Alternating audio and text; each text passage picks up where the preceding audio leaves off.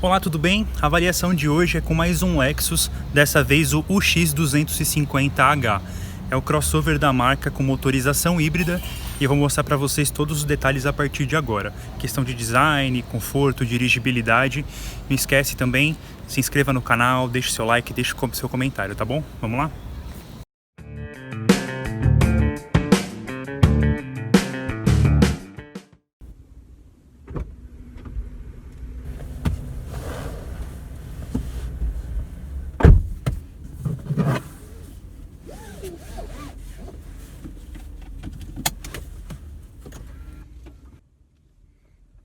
Ouviu?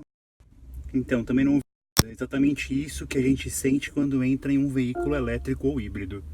Silêncio absurdo, a não ser por uma informação aqui do painel escrito Ready, ou seja, pronto. Bora lá?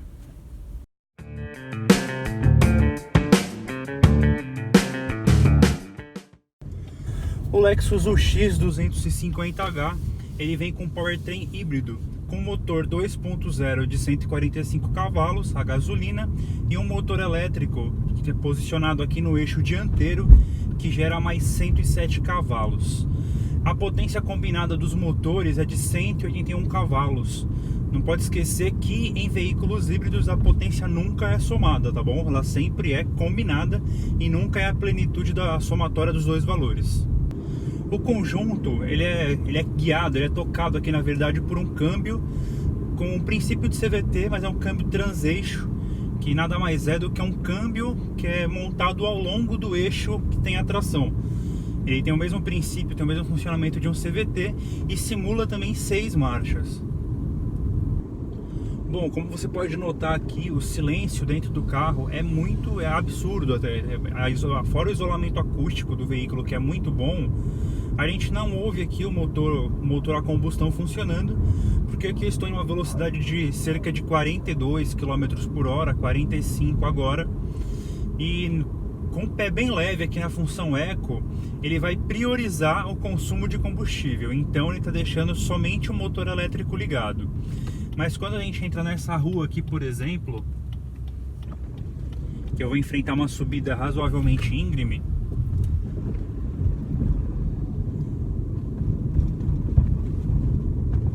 como vai ser agora, o conjunto necessita de um pouco mais de força e aí, nesse momento, entra o motor a combustão. Você consegue perceber alguma diferença aí no vídeo? Na prática também essa percepção é muito reduzida. Você percebe mesmo por um mostrador aqui no painel que deixa de aparecer a função EV ou EV aqui, que fica na parte inferior esquerda, E também, quando tem uma rotação mais alta do motor, você consegue ouvir como num carro a combustão comum. Tá ouvindo? Como eu comentei aqui sobre o modo Eco, ele tem basicamente 3 modos de condução. São todos guiados por essa chave aqui do lado direito, na parte superior aqui do painel de instrumentos. Se eu virar a chave toda para cima, eu encaro a função Sport. Aqui os mostradores eles mudam para uma tonalidade em vermelho, e antes a barra que informava aqui na parte central do painel, que informava a questão de aceleração e economia de bateria, como que era um modo ecológico de dirigir, aqui isso não acontece, ele fica vermelho, esse mostrador muda e começa a mostrar um contador de RPM, e aqui somente o motor a gasolina funcionando, e em casos de necessidade de uma potência extrema vai funcionar os dois motores combinados. Quando eu volto aqui, função normal, o cluster fica igualzinho como na função Eco, funcionando da mesma forma, com o mesmo tipo de mostrador, só que aqui o que vai diferenciar o funcionamento do veículo é que ele vai deixar ele funcionando da maneira mais eficiente possível. O que é eficiência? Economia, quando precisa de economia, ou então fazer com que o veículo tenha um desempenho razoavelmente bom quando você necessita pisar no acelerador. Que nem aqui, ó, já estou a mais de 20 km por hora, ele já desligou o motor a combustão. Na função EV, se eu baixar aqui, motor elétrico direto, tudo para economizar combustível. E por falar em economia de combustível, esse é o ponto alto, o ponto máximo que um Lexus híbrido pode atingir, que é um valor realmente bastante agradável para quem roda com o veículo todos os dias. A gente fez a medição aqui do veículo em um trajeto 100% urbano, com muito trânsito, o ar-condicionado ligado todo o tempo, embora isso não faça grande relevância assim num veículo híbrido, mas só como uma métrica mesmo. Ar-condicionado ligado, trânsito pesado, muito anda e para, e nessa condição eu fiz uma média de, nesse instante, 16,2 km por litro de combustível. É uma média muito boa. Sei que dá para atingir muito mais, houve trechos em que eu consegui uma média em torno de 19 km por litro. E a medição em estrada foi um trecho relativamente curto, mas no trecho em estrada que nós realizamos, também um trecho mais ou menos de 8, 10 km, a média ficou em 17,3 km por litro, 1 km a mais do que está aqui, porque foi numa condição diferente, então não dá para ser tão relevante. A gente precisa de um teste um pouco mais extenso com o veículo andando em trajeto urbano, em trajeto rodoviário, na verdade, para saber qual seria a real métrica dele. Mas como em todo veículo híbrido, o consumo de combustível no circuito rodoviário tende a ser bem maior, ou maior, digamos assim, do que o consumo na cidade. Isso porque no circuito rodoviário o motor elétrico funciona muito menos vezes, ou às vezes nem funciona, quando no circuito dentro da cidade a prioridade de funcionamento é do motor elétrico e sem a utilização do combustível fóssil.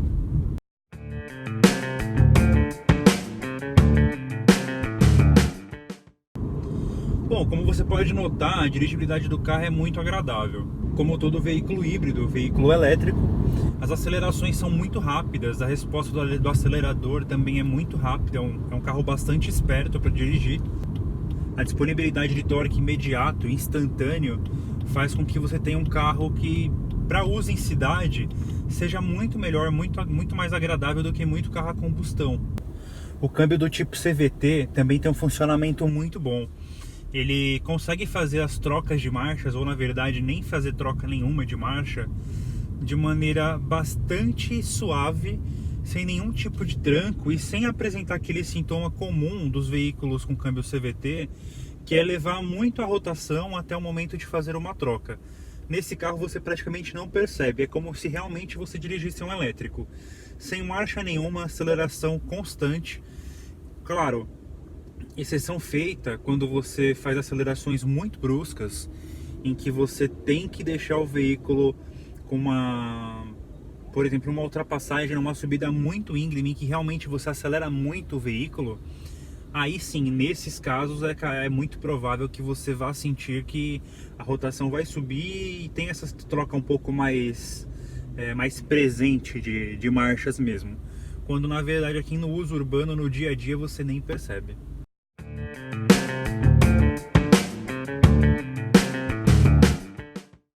Como uma versão intermediária, essa que nós estamos avaliando aqui, a Luxury, ele vem bem equipado, com destaque para o mostrador digital do painel de instrumentos, com computador de bordo bastante completo, central multimídia de 10.3 polegadas, volante eletroassistido, multifuncional, são 17 funções aqui basicamente no volante,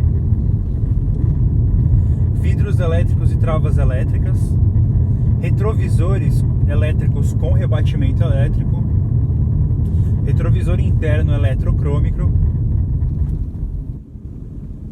ar-condicionado digital de 2 zonas, carregador de celular por indução, teto solar elétrico,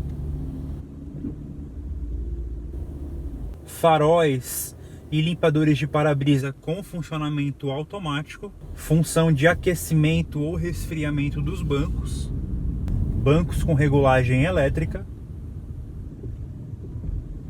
volante com regulagem elétrica de altura e profundidade e diversos porta-objetos.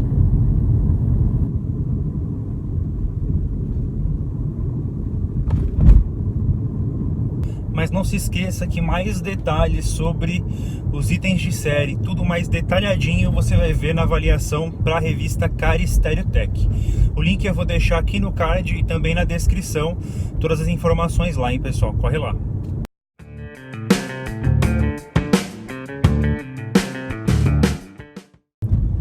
Conjunto de suspensão aqui do Lexus UX 250H também não tem nenhum segredo, é independente na dianteira McPherson, multibraços na traseira também independente, e isso propicia um conforto muito bom para todos os ocupantes do veículo.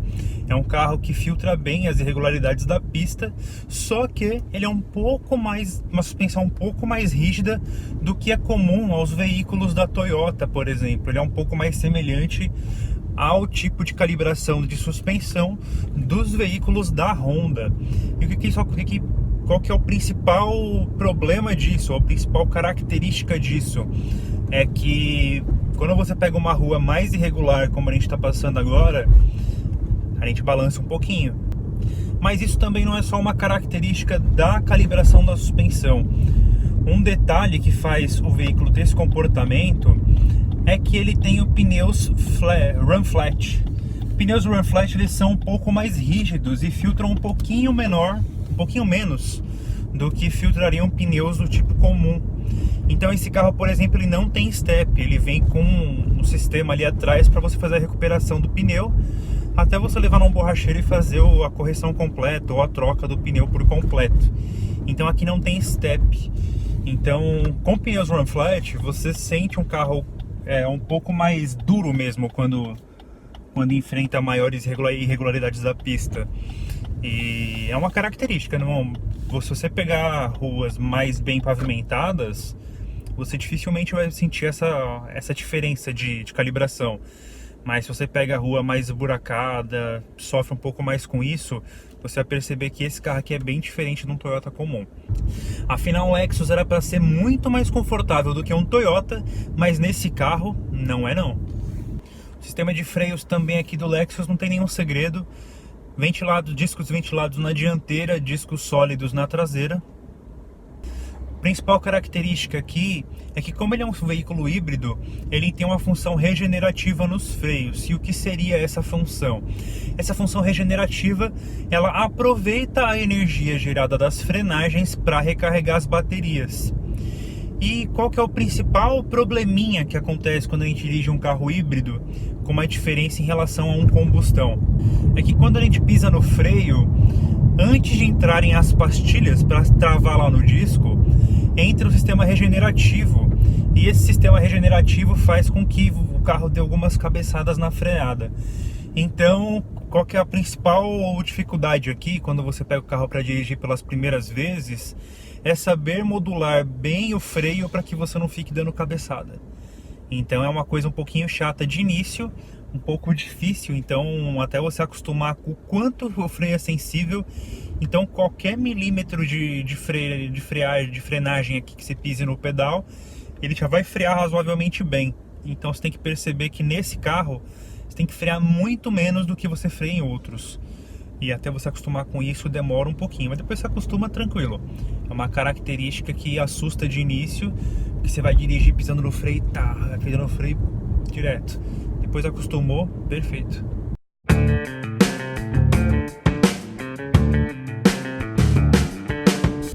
Bom, embora não pareça, tem detalhes importantes que poderiam ser melhores aqui no Lexus UX250H.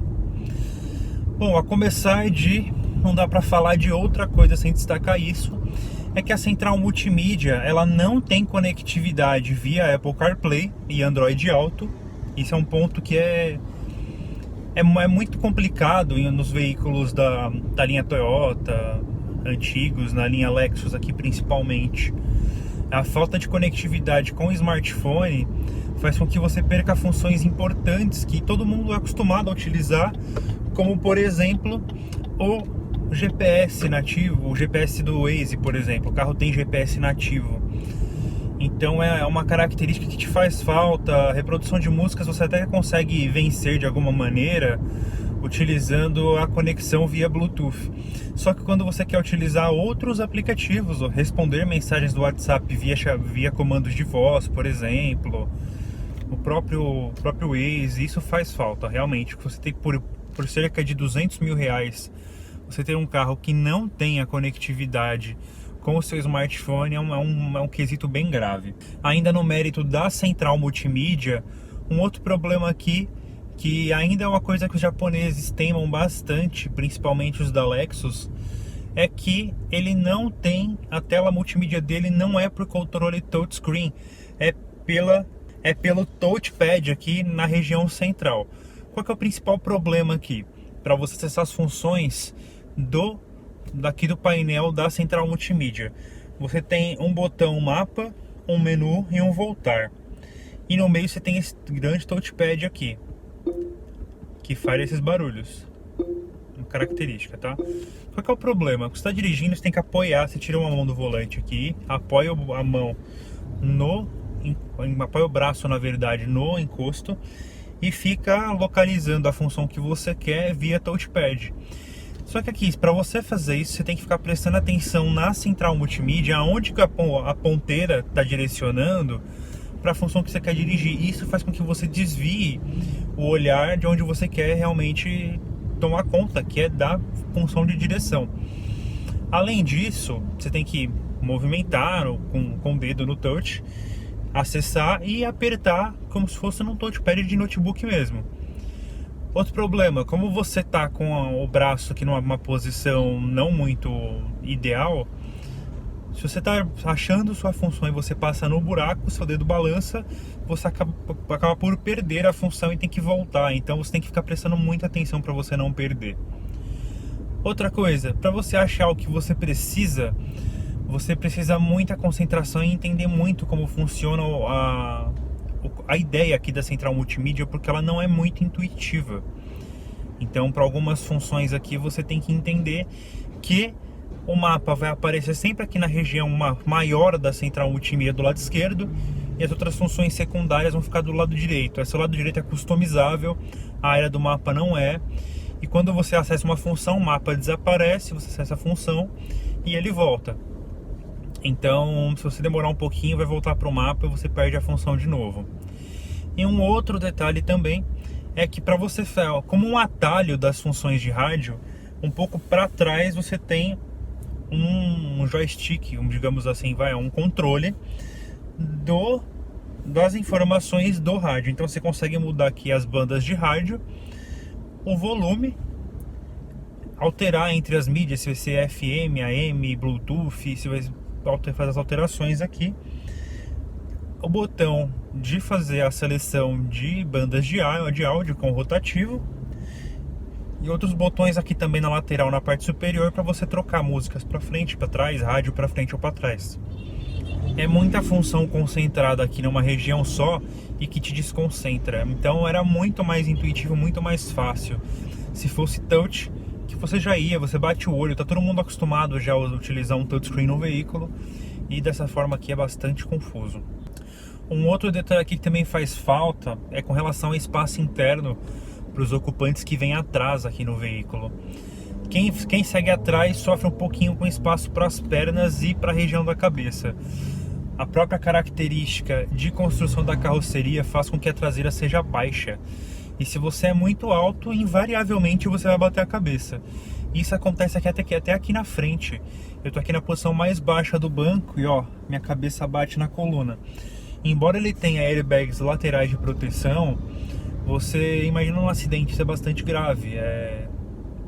Poderia ser um pouquinho mais baixo, a coluna um pouco mais alta, mas como ele não é um SUV, ele é um crossover, até dá para entender essa característica de carroceria. Agora quem segue lá atrás é o tempo todo encolhido assim, se você for alto.